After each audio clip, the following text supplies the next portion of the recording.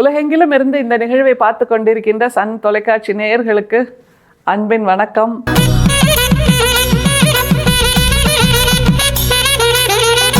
வள்ளல் பெருமானுடைய உபதேச குறிப்புகள், அதில் 2 சுவாரஸ்யமான குறிப்பு கிடைச்சிருக்கு. என்ன தெரியுமா? ஒன்று ஜென்மம் அப்படிங்கிறத பற்றி, இன்னொன்று பிறப்பு அப்படிங்கிறத பற்றி. இதில் மிக குறிப்பாக நம்ம உணர வேண்டியது ஒன்று இருக்குங்க. என்னன்னா, வாழ்க்கையை சுவாரஸ்யமாக்குவதற்கு கற்பனைகள் உதவும் அப்படின்னு கவிஞர்கள் சொல்லுவாங்க. ஆனால் கற்பனை எந்த அளவுக்கு நம்ம இந்தியாவில் போயிடுச்சு, நம்ம நாட்டில் போயிடுச்சு, நம்முடைய ஆன்மீக துறையில் போயிடுச்சு அப்படின்னா, 7 பிறவி இருக்குது, 7 ஜென்மம் இருக்குது. இது நீ முன்பிறவியில் செய்த பாவம், உன்னுடைய முற்பிறவி சுமைகளை நீ இப்போவும் தூக்கிட்டு வர்ற அப்படிங்கிற மாதிரியெல்லாம் இந்த பாவ ஜென்ம கதைகள் அப்படிங்கிறதையெல்லாம் நம்ம சமூகத்தில் நிறைய உலவ விட்டுட்ருக்கோம்ல. அது எல்லாத்துக்கும் ஒரு சாட்டை அடி கொடுக்குற மாதிரி நம்முடைய வள்ளல் பெருமான் இந்த உபதேச குறிப்புகளில் 2 குறிப்பை சொல்கிறாரு. அதில் ஜென்மம் அப்படிங்கிறத பற்றி அவர் சொல்கிறது 2 வரி தான். ஆனால் அது அவ்வளவு அடர்த்தியாக இருக்கிறது. அதே மாதிரி பிறப்புங்கிறத பற்றி 7 பிறப்புன்னு சொல்லுவோம்ல, இற்றைக்கும் 7 பிறவிக்கும் உண்டன்னோடு உற்றோமே ஆவோம்னு ஆண்டாளே திருப்பாவையில் சொல்லுவாங்க. அது மாதிரி 7 பிறப்புக்கும் நான் உன்னோட வருவேன் அப்படிங்கிற மாதிரி 7 ஜென்மத்துக்கும் நீ தான் என் கணவன், நீ தான் என் மனைவிங்கிற மாதிரியெல்லாம் அந்த சொலவடைகள் நிறைய உண்டு.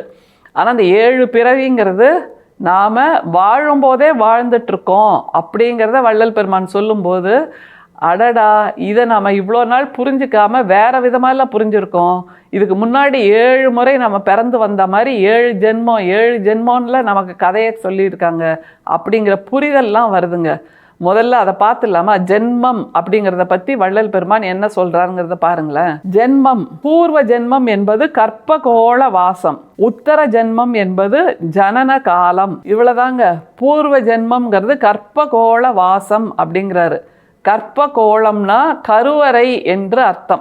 இதை சொல்லாமல் நம்முடைய சமூகத்தில் பூர்வ ஜென்மத்தில் நீ பண்ணினது, பூர்வ ஜென்மத்தில் நீ வாங்கி வந்த வரம், பூர்வ ஜென்மத்தில் உனக்கு இது நடந்திருக்கு, பூர்வ ஜென்மத்தில் நீ இப்படியா பிறந்திருக்க அப்படின்னு எவ்வளோ கதைகள் நம்ம ஊரில் இல்லை.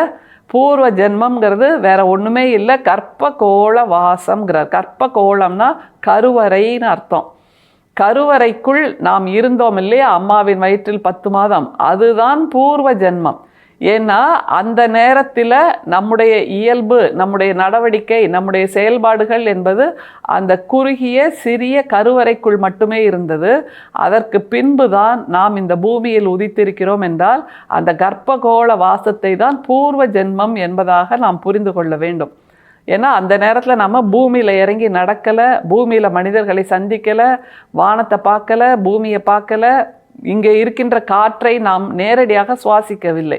எல்லாமே நமக்கு தாயின் கருவறையில் அம்மாவின் மூலமாக நடந்தது. அதுதான் நம்முடைய பூர்வ ஜென்மம். இவ்வளோதாங்க. இந்த தெளிவு இன்னையிலிருந்து, இந்த நொடியிலிருந்தாவது நமக்கு வரட்டும். பூர்வ ஜென்மம் என்பது கற்பகோள வாசம், உத்தர ஜென்மம் என்பது ஜனன காலம். உத்தர ஜென்மம் என்பது ஜனன காலம். அதற்கு அப்புறம்தான் நம்முடைய வாழ்க்கை கணக்கு துவங்குகிறது. அதை தவிர பூர்வம் அப்படின்னா ஆதின்னு ஒரு அர்த்தம் இருக்குது. உத்தரம் அப்படின்னா பதில், அதாவது முன்மொழி பின்மொழி அப்படின்னு சொல்கிறாங்க இலக்கியவாதிகள். முன்மொழின்னா என்ன? அந்த பூர்வம்ங்கிறத முன்மொழிங்கிறாங்க.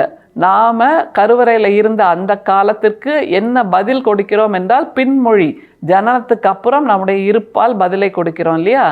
அதனால் ஜனன காலம் என்பது நாம் கர்ப்பகோள வாசத்தில் இருந்ததற்கான பதிலாக அமைகிறது.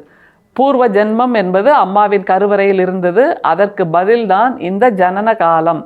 அதனால் 2 காலம்தான் நமக்கு இருக்குது. பூர்வ ஜென்மம் என்பது ஒன்று, அது கருவறை காலம். ஜனன காலம் என்பது தான் நாம் இந்த பூமியில் உலவுகின்ற இந்த காலம். அதனால் இந்த தெளிவு வந்தாச்சு. அடுத்தது 7 பிறப்பு அப்படிங்கிறத பற்றி வள்ளல் பெருமான் சொல்கிறார். என்ன சொல்கிறார் பாருங்களேன். இந்த தேகத்திற்கு பிறப்பு 7 உண்டு. அதுபோல் 7 வகை பிறப்பிலும் ஒவ்வொரு பிறப்பிற்கு எவ்வேழு பிறப்புண்டு. யாதெனில் கர்ப்பத்தில் 5 மாதம் வரையில் குழவியாயிருப்பது ஒன்று, அவயவாதி உற்பத்தி காலம் ஒன்று, பிண்டம் வெளிப்பட்ட காலம் ஒன்று, குழந்தை பருவம் ஒன்று, பால பருவம் ஒன்று, குமார பருவம் ஒன்று, விருத்த பருவம் ஒன்று. இந்த விருத்த பருவத்தை விருத்தாப்பிய பருவம் அப்படின்னு சொல்றாங்க. இப்ப யோசிச்சு பாருங்க, அந்த லிஸ்ட்லயே 7 7 பருவம் வந்தாச்சு. அந்த 7 பருவம் தான் 7 பிறப்பு அப்படின்னு வள்ளல் பெருமான் சொல்றாரு. அம்மாவோட வயிற்றுக்குள்ள 5 மாதம் வரைக்கும் உருவம், அதாவது கண், காது, மூக்கு, வாய், கை, கால் இப்படியெல்லாம் தோன்றுவதற்கு முன்னால் ஒரு பிண்டமாக குழவியாக இருந்தோம்ல, உருவம் தோன்றாத ஒரு சதைக்கோளமாக, அது ஒரு பிறப்பு அப்படிங்கிறாரு. ஆச்சரியம் இல்லை? அப்போ வயிற்றுக்குள்ளே இருக்கும்போதே நமக்கு 2-3 பிறப்பை நம்ம கடந்து வந்துடுறோன்னு தெளிவாக சொல்கிறாரு. அது 2-3 பிறப்பு என்னங்கிறத பாருங்களேன். கர்ப்பத்தில் 5 மாதம் வரையில் குழவியாக இருப்பது ஒன்று, அவயவாதி உற்பத்தி காலம் ஒன்று, பிண்டம் வெளிப்பட்ட காலம் ஒன்று. இதுதான் 3 பிறப்பு. அம்மாவோட வயிற்றிலிருந்து வெளிவரத்துக்குள்ளே நம்ம 3 பிறப்பை பார்த்துடுறோம். இப்போ குழவியாக இருப்பதுன்னா, குழவி எப்படி அம்மிக்கல் குழவின்னு பார்ப்போம்ல, அந்த குழவி எந்த விதமான உருவமும் இல்லாமல் மொழுக்குன்னு ஒரு கல்லாக இருக்கும்ல, அந்த மாதிரி நாம் உருவங்கள், அவயங்கள், உறுப்புகள் தோன்றாமல் ஒரு பிண்டமாக, சதை பிண்டமாக அம்மாவோட வயிற்றுக்குள்ளே இருந்த ஒரு காலம். அப்புறம் அவயவாதி உருவான ஒரு காலம். அவயவாதினா ஆதி, அவயம் ஆதி உருவான காலம்.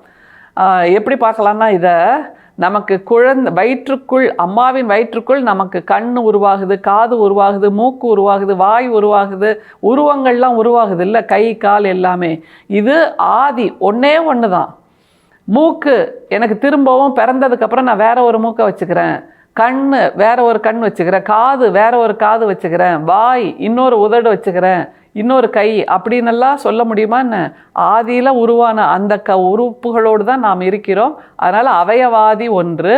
அடுத்தது குழவியாக, குழந்தையாக பிறந்த அந்த காலம் ஒன்று அப்படின்னு 3 விஷயம், 3 பிறப்பு நமக்கு அம்மாவோட வயிற்றுக்குள்ளே வந்துடுது.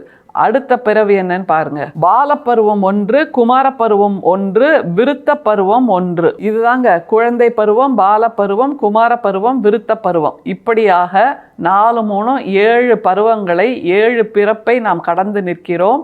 அதனால் போன வருஷத்து பிறந்த நாளில் இருக்கிறத மாதிரி இல்லாமல் இப்போ நாம் வேறு மாதிரி உருவாகியிருக்கோம், வேறு மாதிரி மனசு பக்குவப்பட்டிருக்கு, வேறு மாதிரி மனசு இன்னமும் உரமேறி இருக்குதுன்னா இது அடுத்த அவதாரம் அப்படிங்கிறத நம்ம புரிஞ்சுக்கணும். இன்னொன்று, ஒவ்வொரு பிறப்பும் இன்னொரு அதற்கு முந்தைய பிறப்பை விட்டு விட்டு அடுத்த பிறப்பாக நாம் பிறக்கிறோம் அப்படின்னு இந்த இதிகாசம் புராணம் பேசுகிறவங்கெல்லாம் சொல்லுவாங்கல்ல, உன்னோட முற்பிறப்பி, உன்னோட முற்பிறவு, உன்னுடைய முற்பிறவி, உன்னுடைய முற்பிறப்பு அப்படின்ற பல கதைகளெல்லாம் சொல்லுவாங்கல்ல. அது என்னன்னா, 1 வயசு குழந்தையா இருந்தது ஒரு பருவம், ஒரு பிறப்பு, அப்படின்னு வச்சுக்கிட்டா 5 வயசு குழந்தையா மாறும்போது அது அடுத்த பிறப்பு, 15 வயதாக மாறும்போது அது அடுத்த பிறப்பு.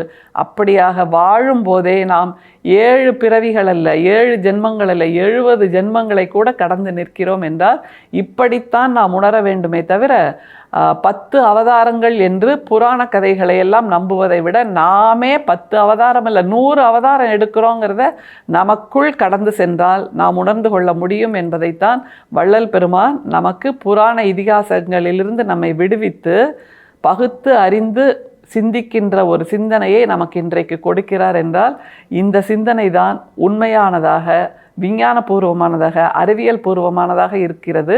எனவே ஞானியாக இருந்தாலும் அவர் மெய்ஞானி மட்டுமல்ல, விஞ்ஞானியாகவும் இருந்திருக்கிறார் என்பதற்கு சான்றுதான் இந்த உபதேச குறிப்பு. மீண்டும் மீண்டும் இதை சிந்திப்போம். அருட்பெரும் சோதி, அருட்பெரும் சோதி, தனிப்பெரும் கருணை, அருட்பெரும் சோதி. மீண்டும் சந்திப்போம். நன்றி, வணக்கம்.